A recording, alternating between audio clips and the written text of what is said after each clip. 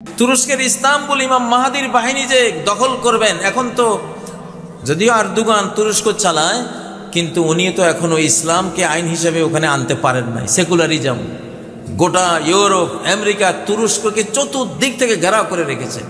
এই জন্য সে অনেক দূর এগিয়েছে, কিন্তু তারপরেও তো ইসলামকে তো আনতে পারতেছেন না। তো ইমাম মাহাদির বাহিনী এসে ওই কাজটা করে ফেলবে, ওনারা ইস্তাম্বুল দখল করবে।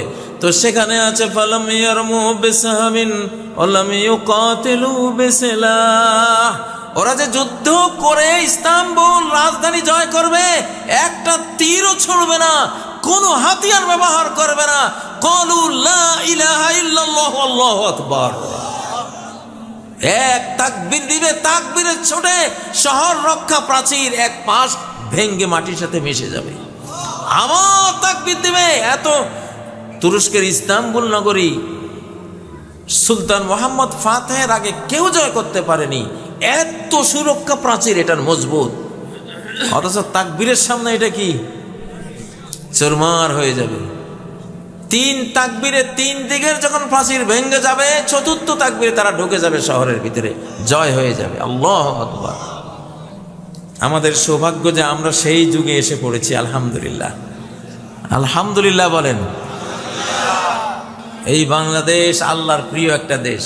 প্রিয় দেশ না হলে আমাদের টিকটকের এই শিশুগুলিকে এক হেসকা টানে রাজনীতির একেবারে রাজপথে আনার ক্ষমতা বাংলাদেশের কোন নেতার ছিল না, কোন দলের ছিল না।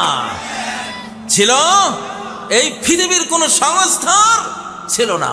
টিকটকের আমাদের ওই শিশুগুলোকে বেঈমানরা টিকটকে ব্যস্ত করে দিয়েছিল, পাবজি হাবি জাবি খেলার মধ্যে বহুত করে দিয়েছিল, পর্নোগ্রাফিক অ্যাডিক্ট করে দিয়েছিল।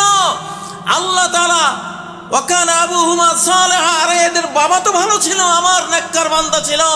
আল্লাহর দয়া মায়া স্নেহ, স্নেহের মহাসাগরে জোশ উঠেছিল। আল্লাহ তাআলা এক টানে কোটি কোটি বাংলার শিশু কিশোর তরুণ তরুণীকে ইসলামের রাজপথে, মুক্তির রাজপথে নিয়ে এসেছেন। আলহামদুলিল্লাহ। বাল নাকযিফু বিল হাক্কি আলাল বাতিল, আমি বাতিলের উপর, মিথ্যার উপর সত্যের বোম্বিং করি আমি। আল্লাহ বলেন সত্য একটা বোম। আল্লাহ বলেন সত্যের ক্ষমতা বোমের মতো, আমি সত্যের বোম্বিং করি অসত্যের উপরে, মিথ্যার উপরে। ফায়াদ মাগুহু, সত্য কি করে? মিথ্যার মাথা গুঁড়িয়ে দেয়। ফায়জা হুয়া যাহিক, মিথ্যা হঠাৎ দৃশ্যপট থেকে হারিয়ে যায়। ঠিক নয় কি? ও ভাইয়েরা, বাংলাদেশকে বাঁচাতে হলে আপনাদের আল্লাহওয়ালা হইতে হবে। আপনারা কোরআন পড়ে বাংলাদেশকে বাঁচান, আপনারা তসবিহ জিকির আজকার করে বাংলাদেশকে বাঁচান, আপনারা তাহাজ্জুদ পড়ে বাংলাদেশকে বাঁচান। এই বশিকপুর গ্রামে ভোরবেলায় যেই দিকে গিয়ে যেতাম সেই দিকে কোরআনের আওয়াজ আমাদের শিশুকালে আমরা শুনেছি। মুরব্বীরা ঠিক আছে না কথা? কোরআন হলো, আল্লাহ বলছেন কোরআন যেখানে, যার সিনায়, যেই গ্রামে গঞ্জে যেখানে থাকবে আমি হেফাজত করব। ইন্না নাহনু নাযালনা যিকরা ওয়া ইন্না লাহু লাহাফিজুন। এই কোরআন আমি দিয়েছি, আমি নাযিল করেছি। হাফেজদের অন্তরে, কোরআন পাঠকদের হৃদয়ে আমি কোরআন নাজিল করি আকাশ থেকে। এখনো কোরআন, লিখিত কোরআন কিন্তু আকাশ থেকে আসে নাই, অন্তরে কোরআন এসেছে জিবরাইলের মাধ্যমে, ঠিক না?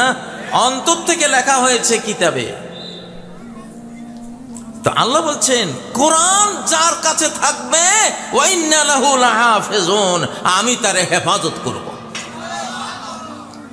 আমি তারে কি করব? হেফাজত করব। আপনারা মনে করেন ফিলিস্তিনের মানুষদের উপরে যেই পরিমাণ নাগাসাকি হিরোশিমার চেয়েও কয়েক গুণ বেশি বোম্বিং হয়ে গেছে অলরেডি, কিন্তু আলহামদুলিল্লাহ টিকে আছে না? শহীদ হয়েছে কিন্তু তারা টিকে আছে। আল্লাহ টিকিয়ে রেখেছেন কোরআনের বরকত। কিসের বরকত? নাহলে ধূলিসাৎ হয়ে যেত, অন্য কোনো জাতির পক্ষে টিকে থাকা সম্ভব ছিল না। কোরআন বুকে থাকার কারণে, লা ইলাহা ইল্লাল্লাহ মুহাম্মাদুর রাসূলুল্লাহ বুকে থাকার কারণে টিকে আছে। লা ইলাহা ইল্লাল্লাহ। সন্তানদেরকে কোরআন শেখান কর্মসূচি, দেশ বাঁচাবার পাবলিক কর্মসূচি হলো তারা সবাই কোরআন পড়বে, সবাই তাহাজ্জুদ পড়বে। কি পড়বে? কারণ কি? ধর্মই নিরাপত্তা দেয়। ধর্ম কি দেয়? জাহান্নাম থেকে নিরাপত্তা কি বন্দুকে দেবে? মেশিন গানে দেবে? জঙ্গি বিমান, ট্যাঙ্ক, কিসে নিরাপত্তা দেবে? এত বড় জাহান্নাম, যেই জাহান্নামের এক কণা আগুন পৃথিবী সহ্য করার ক্ষমতা নাই, সেই জাহান্নাম থেকে সেফটি নিরাপত্তা কিসে? কোরআন, নামাজ, রোজা, হজ, যাকাত, আমল। ঠিক না? ও ভাইরা, তাইলে আমলের মধ্যে ক্ষমতা কেমন? শাহজালাল রহমতুল্লাহ আলাই গৌর গোবিন্দের বিরুদ্ধে যখন লড়াই করেছেন, অগ্নিবাণ মেরেছিল, লাখ লাখ জিন একসাথ করে ওরা আগুনের রূপ নিয়ে ওনাকে হামলা করেছিল, কিন্তু লা ইলাহা ইল্লাল্লাহ আল্লাহু আকবারের আঘাতে সব ধূলিসাৎ হয়ে গিয়েছিল। ঠিক নয় কি? লিল্লাহে তাকবীর, লিল্লাহে তাকবীর। আমাদের এখন শক্তির দরকার। শক্তির অপর নাম শান্তি। শক্তির অপর নাম শান্তি। শক্তি দেখলে তাকে কেউ মারতে যায় না। আমেরিকারে কেউ মারতে যায় না কেন? শক্তির কারণে। ঠিক না? শক্তি আছে। আর দুর্বল দেখলে সবার সাহস বাড়ে। এজন্য আমাদের এখন বুড়ারা স্লোগান দিতে হবে। কারা? মুরব্বীরা স্লোগান দেবেন, ইনশাআল্লাহ ওই স্লোগানে আমাদের কাজ হয়ে যাবে। উদউ ইলা সাবিল রাব্বিকা বিল হিকমাহ। তুমি ইসলামের দিকে ডাকো, তবে কৌশলে। কিসে? কৌশলে। আমার এক বাংলা স্যার ছিল টুমসর মাদ্রাসায়, টুমসর আলিয়া মাদ্রাসা, বাংলা স্যার, সম্ভবত উত্তরবঙ্গে বাড়ি। তো উনি বলে, আমি একদিন স্টিমারে বসে আছি, এক মুসলমান আর এক হিন্দু ঝগড়া লাগছে। এটা একটা হিন্দু মুসলমানের কারোর প্রতি আমি এখানে ঘৃণার জন্য বলতেছি না, একটা তর্ক আর কি। হিন্দু ভদ্রলোক বলতেছে মুসলমানটাকে যে, দেখো আমরা হিন্দুরা 12 হাত লম্বা ধুতি পরি। কয় হাত? আর মুসলমান তুমি কি পরলা? লুঙ্গি একটা পরছো, 4 হাত। ঠিক না? মুসলমান যে সে ছিল মূর্খ, অত শিক্ষা টিক্ষা ছিল না। আর ওই ভদ্রলোক শিক্ষিত মানুষ। হ্যান কয় যে, এখন ওই মুসলমান বাসারা চুপচাপ রয়েছে, কিছু কয় না। তা আমার স্যার সাথে বসা, উনি কয়, আমার তো সহ্য হয়নি। আমি হিন্দু ভদ্রলোককে বললাম, জি জনাব, আপনি যদি অনুমতি দেন, যেহেতু উনি আমার মুসলিম ভাই, উনি তো কোনো উত্তর দিতে পারছে না, আমি কি উত্তরটা দেবো? হ্যাঁ দেন, সমস্যা নেই। ওই ভদ্রলোক মনে করেছে তো দেখি মোল্লা, উনি আবার দাড়ি টুপিওয়ালা, আর কি আর বলবে। আমার ওই বাংলা স্যার বলতেছে, জি জানাব, আপনি কি কুত্তার লাশ দেখেছেন? হ্যাঁ দেখেছি। বলে কত বড়? এত বড়। ছাগলের লাশ দেখেছেন? হ্যাঁ দেখেছি। কত বড়? সামান্য। কুত্তার লাশ এত বড় হলে কি হবে? ও 12 মাস ল্যাংটা। আর ছাগলের লাশ এতটুকু হইলে কি হবে? মাশাআল্লাহ, 12 মাস তার সতর ঢাকা। ঠিক না বেঠিক? লিল্লাহে তাকবীর, লিল্লাহে তাকবীর। কৌশল লাগে না? কৌশল লাগে। আল্লাহর দ্বীনের দিকে ডাকতে কি লাগে? কৌশল লাগে।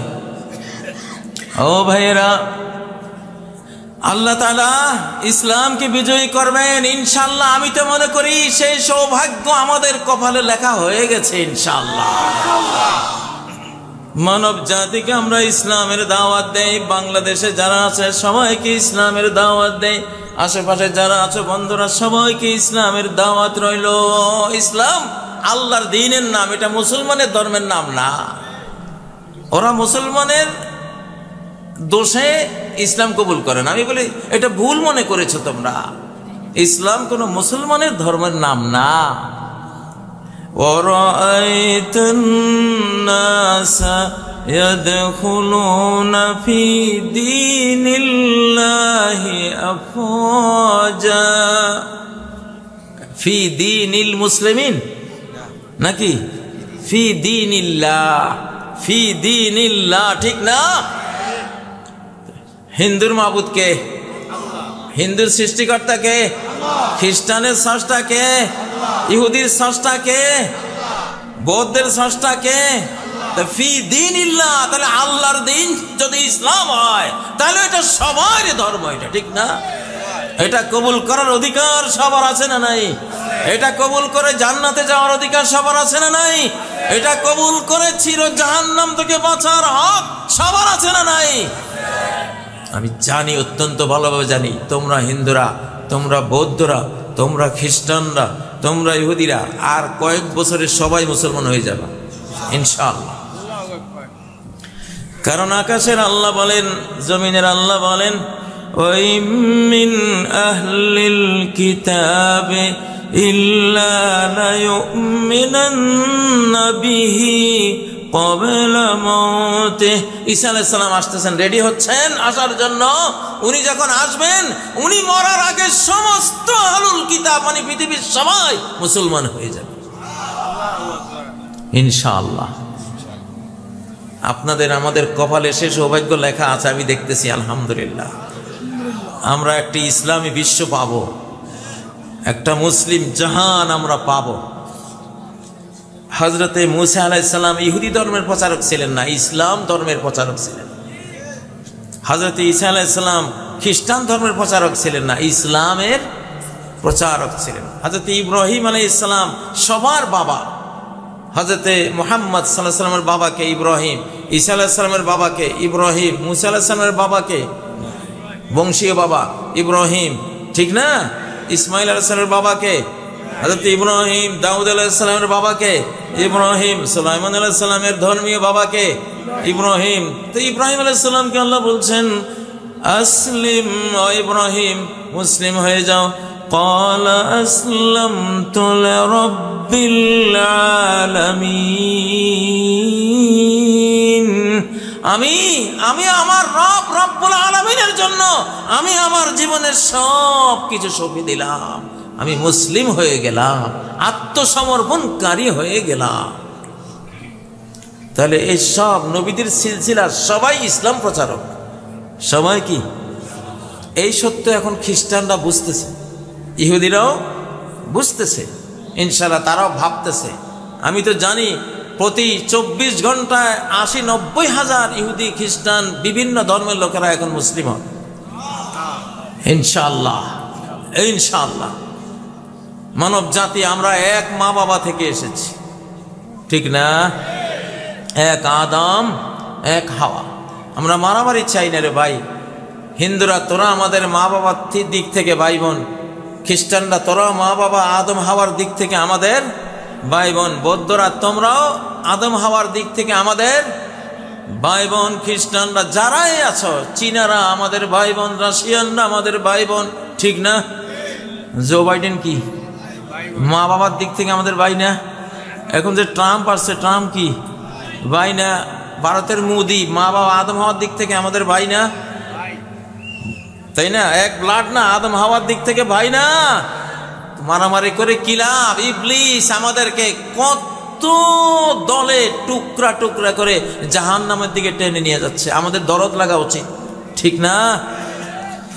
লাকাদ খালাকনাল ইনসানা ফি আহসানি তাকওয়িম।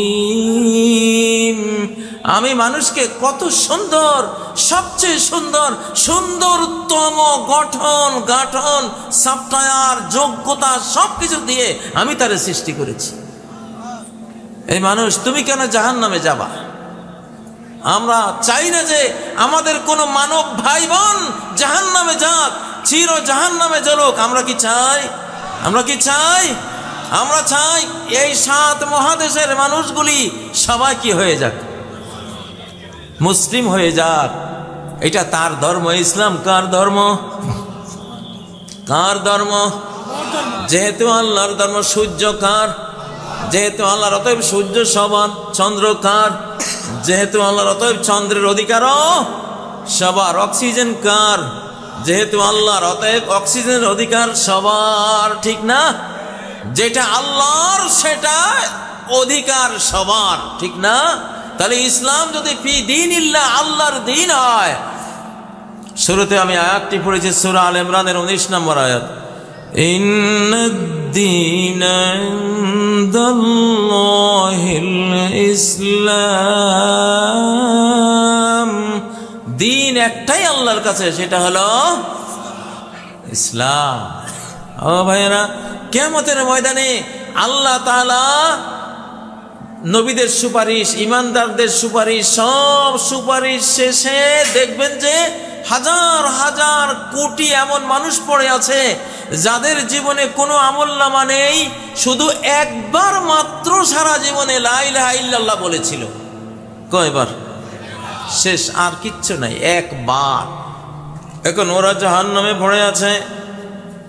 বেঈমান চিরস্থায়ী জাহান্নামীরা কয় যে তুমি তো একবার বলেছিলা লা ইলাহা ইল্লাল্লাহ, একবার তো তুমি লা ইলাহা ইল্লাল্লাহ বলেছিলা, কি লাভ হয়েছে তোমার একবার লা ইলাহা ইল্লাল্লাহ বলে? আমাদের সাথে তুমি জাহান্নামে জ্বলতেছ। আল্লাহ শুনেছেন। আল্লাহ সব শোনেন কিনা? আল্লাহ বলেন, ওয়াইজ্জতি ওয়া জালালি, আমার কালেমা জীবনে একবার হলেও মুখে নিয়েছে, অন্তরে ধারণ করেছিল, আর তোরা বললি একবার কালেমা লা ইলাহা ইল্লাল্লাহ বলে কি লাভ হলো? আমার ইজ্জত পরাক্রমের কসম, লা উখরিজান্না মিনান নার মান ক্বালা লা ইলাহা ইল্লাল্লাহ ওয়ালাউ মাররাতান মিন দারি। জীবনে একবার হলেও যার আমলনামায় লা ইলাহা ইল্লাল্লাহ আমি পাবো আজকে, আমি আল্লাহ আমার ইজ্জত পরাক্রমের কসম করে বলছি, তারা আমি এখন বের করব। আল্লাহু আকবার। এজন্য বলতেছি বাবারে, যেই হও না কেন, হিন্দু, বৌদ্ধ, খ্রিস্টান, ইহুদি, যাই হও না কেন, জীবনে একবার হলেও মন থেকে লা ইলাহা ইল্লাল্লাহ পড়ে রাখো। ঠিক না? যদি কাজে লেগে যায়, যে আল্লাহ বানাইছে আমাদেরকে, ওনার স্নেহ মায়ার কি অভাব আছে? আমরা যখন কোনো বিদেশি শক্তির বিরুদ্ধে যুদ্ধের কথা বলি কারণ তারা আক্রমণ করতেছে, আক্রমণ করার জন্য আসতেছে। আমরা 53 বছর ভুগেছি আমাদের পার্শ্ববর্তী রাষ্ট্রের অত্যাচার। ঠিক না?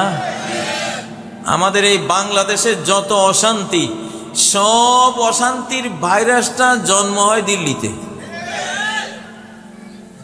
বাংলাদেশের যত অশান্তি, এই অশান্তির ভাইরাস জন্ম হয় কোথায়? দিল্লি থেকে আস্তে আস্তে ওরা বাংলাদেশের দিকে সাপ্লাই করে।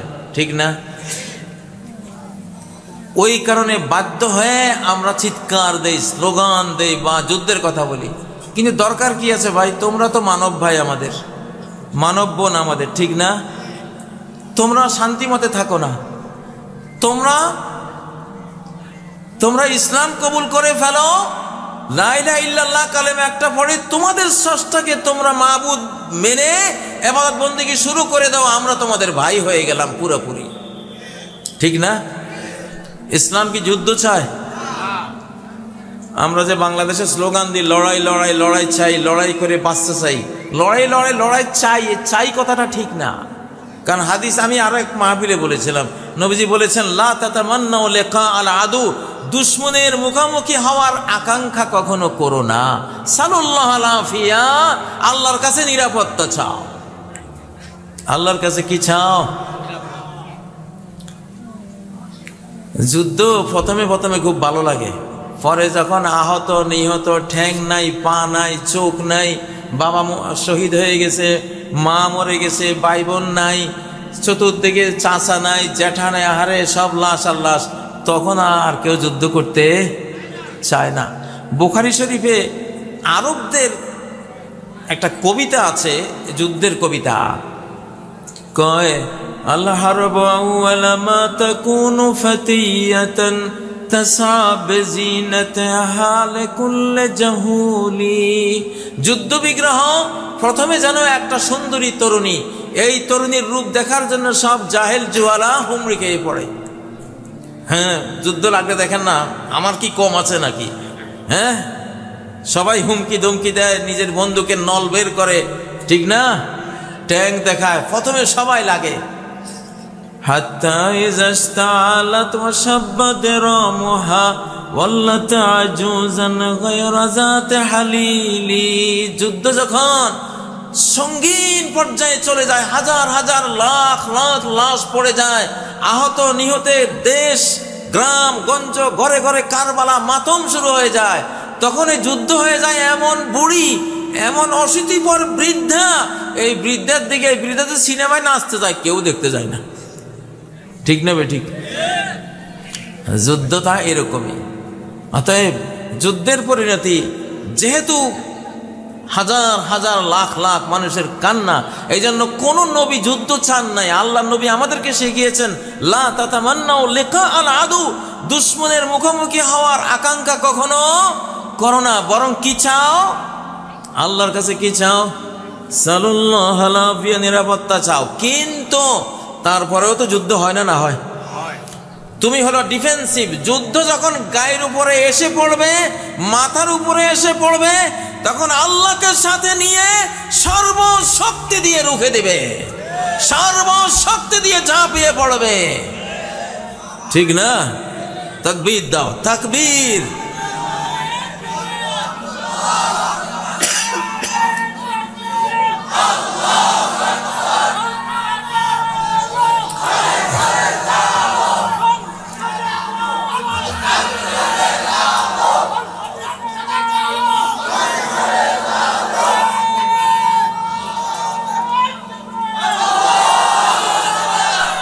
এই মহাবিশ্বের সবচেয়ে শক্তিমান হাতিয়ার হলো তাকবীর, সবচেয়ে শক্তিশালী ক্ষেপণাস্ত্র হলো তাকবীর, সবচেয়ে ভয়ঙ্কর ট্যাঙ্ক হলো তাকবীর, সবচেয়ে ভয়ানক উইপন্স হলো কি? তাকবীর। কথাই সবচেয়ে বড়। আল্লাহ তাআলা কথা দিয়ে মহাবিশ্ব সৃষ্টি করেন। কোন একটা কথাই তো। মহাবিশ্ব সৃষ্টি হয়েছে কি দিয়ে? রড, ইট, সিমেন্ট, এগুলি দিয়ে। কি দিয়ে? কথা। ইযা ক্বাদা আমরান ফাইন্নামা ইয়াকুলু লাহু কুন ফায়াকুন। যখন তিনি কোনো কাজ করতে চান শুধু বলে দেন হও, সাথে সাথে সেটা হয়ে যায়। এই জন্য কথার চেয়ে শক্তিশালী আল্লাহর মহাবিশ্বে আর কিছু নেই। এখানে সুবহানাল্লাহ বলেন, কি পাওয়ার! সাথে সাথে জান্নাতে গিয়ে এত বড় একটা বৃক্ষে পরিণত হয়, 100 বছর দ্রুতগামী ঘোড়া দৌড়ালেও সেই গাছের ছায়া শেষ হবে না। কথার ক্ষমতা কি, কথার পাওয়ার কি! হযরতে ইব্রাহিম আলাইহিস সালাম নমরুদের আগুনে পড়ে একটা কথা বলেছিলেন, হাসবি আল্লাহু ওয়া নি'মাল ওয়াকিল। সাথে সাথে আকাশের কমান্ডে নমরুদের ওই আগুন, যে আগুনের উপর দিয়ে পাখি উড়ে গেলে পড়ে যেত জ্বলে পড়ে, সেই আগুন গলে গুলজার হয়ে গেল, ফুল বাগান হয়ে গেল। ঠিক না কি? কথার পাওয়ার কি! এক যুদ্ধে নবীজির সৈনিকরা পরাজয়ের মুখোমুখি পড়ে গেছে, জিতে যাওয়ার কোনো সম্ভাবনাই নাই। হঠাৎ সবাই বলে ফেলল, ওয়াকালু হাসবুনাল্লাহু ওয়া নি'মাল ওয়াকিল। আল্লাহু আকবার। হাসবুনাল্লাহু, আল্লাহ ইজ সাফিসিয়েন্ট ফর আস। আমাদের জন্য আল্লাহ যথেষ্ট। আর কত না উত্তম কর্মবিধায়ক তিনি। বলার সাথে সাথে কি হয়ে গেল? যুদ্ধের পাল্লা পাল্টে গেল। ফানকালাবু বিনি'মা, তারা আল্লাহর নেয়ামত বিজয় নিয়ে ফেরত আসে। 1947-এর আগে হিন্দু মুসলিম রায়ট চলছে। একটা গ্রামে মুসলমান আছে 30-40 জন, তাদেরকে হামলা করতে আসতেছে হাজার হাজার হিন্দু। তখন রায়ট ছিল হিন্দু মুসলমান। তো একটা খাল আছে ওই গ্রামের সামনে। এখন যে 30-40 জন মুসলিম ছিল, ওরা এই পার থেকে ওদের দেখে ভাবলো যে আমরা 30-40 জন, আহারে বউ বেটি বাচ্চা, কিছু তো রক্ষা হবে না, সব জবাই করে ফেলবে। ওরা দিছেন একটা তাকবীর, নারায়ে তাকবীর, আল্লাহু আকবার, যখন চিৎকার দিছে, ওরা যখন নৌকা দিয়ে আসতেছিল, তাকবীরের চোটে নৌকা উল্টে সব ওই খালের মধ্যে। এটা চাক্ষুষ ঘটনা, প্রত্যক্ষদর্শীরা বলছে। যখন তাকবীরের চোটে নৌকা উল্টে গেছে, তখন ওরা এমন ভয় পাইল যে এটা দিল কি তাকবীর, আর নৌকা উল্টে এভাবে পড়ে গেল, এখানে তো যাওয়া যাবে না।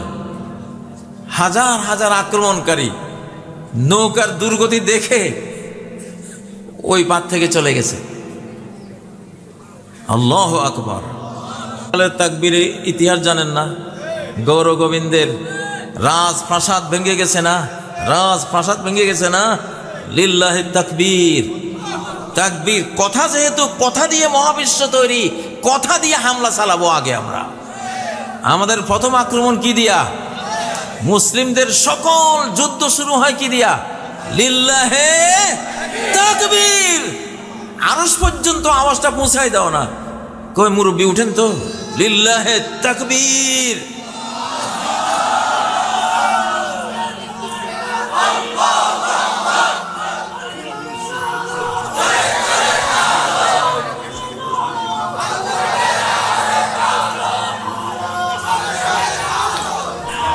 বসো। 3 জন সাহাবী, নবীজির 3 জন সাহাবীকে রোমানরা বন্দী করেছিল। ইতিহাস, সারা কোরআনে ইতিহাস আছে না নাই? এজন্য ওয়াজে ইতিহাস আনতে হয়। রোমান নবীজির সাহাবী মুহাম্মদ সাল্লাল্লাহু আলাইহি ওয়াসাল্লামের ছাত্র 3 সাহাবীকে রোমানরা বন্দী করলো। ওরা বলল যে মুহাম্মদের ছাত্রদেরকে কিছু করা যায় না, কোনো কিছু দিয়ে আপোষ মানানো যায় না, কোনো লোভের সামনে এদেরকে পরাস্ত করা যায় না। দেখি এবার কদ্দুর এরা টিকে থাকে। তখন ওদের 3 জনকে একটা ঘরে বন্দি করে দিল। খাবার দিছে শুকুরের মাংস আর পানি দিছে মদ, আর কিছু নেই। 3 দিন পরে দরজা খুললো, দেখলো যে ওই মদের জায়গায় আছে শুকুরের গোস্ত, শুকুরের গোস্ত জায়গাতে আছে, কিচ্ছু ধরে নাই। এরা বুঝলো ওরে সর্বনাশ, কি দাঁতের তৈরি যে এরা, পারা যাবে না। তখন দ্বিতীয় আক্রমণ করলো কি, তন্নি তরুণী 3টা মেয়েকে অর্ধউলঙ্গ করে ও ঘরে ঢুকিয়ে দরজা বন্ধ করে দিছে। আর সাহাবীরা শুরু করছে তাকবীর, লিল্লাহে তাকবীর। তাকবীরের চোটে গোটা রোমান সেনা ক্যাম্প থরথর করে ভূমিকম্পে কাঁপতে শুরু করলো। এমন ভূমিকম্প শুরু হলো, ওরা চিন্তা করলো যে এটা তো কিছুক্ষণ পরে সব ভেঙে চুরমার হয়ে যাবে। দৌড়ে গিয়ে দরজা খুলে তাদেরকে বের করে দিয়েছে। তাকবীর। এটা রোমান যুদ্ধে বহু সেনা ব্যারাক, সেনা ক্যাম্প গুঁড়িয়ে দিয়েছে সাহাবীরা তাকবীর দিয়ে।